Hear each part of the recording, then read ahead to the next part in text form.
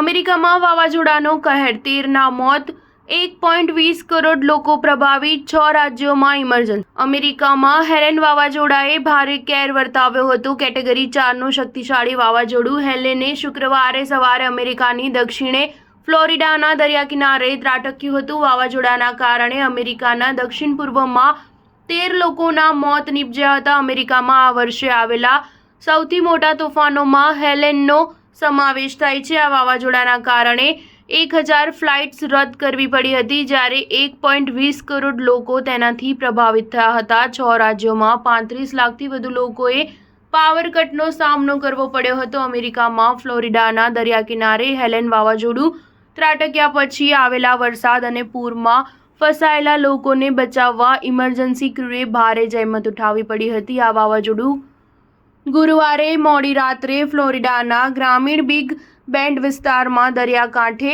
Landfall થયું હતું. આ સમયે પવનની ગતિ પ્રતિ કલાક 225 કિલોમીટર હતી. જો કે વાવાઝોડાના કારણે નોર્થ કેરોલિના સુધી પૂરની સ્થિતિ સર્જાઈ હતી. અમેરિકન હવામાન વૈજ્ઞાનિક ફિલ ક્લોટ્ઝબેકે કહ્યું કે છેલ્લા 35 વર્ષમાં માત્ર 3 તોફાન હેલેન કરતાં મોટા હતા, જેમાં 2017ના ઇરમા, 2005ના વિલ્મા અને 1995ના ઓપલનો સમાવેશ થાય છે.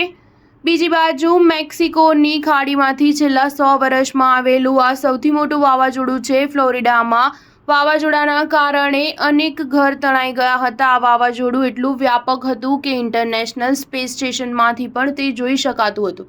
વાવાઝોડાના કારણે આવેલા મુશળધાર વરસાદથી લોકોના ઘરો અને ઓફિસોમાં પાણી ભરાઈ ગયા હતા. સોશિયલ મીડિયા પર હેલેન વાવાઝોડાથી જે વિનાશ વેરાયો હતો તેના અનેક વિડીયો વાયરલ થયા હતા. સ્ટાર ન્યૂઝ 7 હંમેશા સચ્ચાઈની સાથે.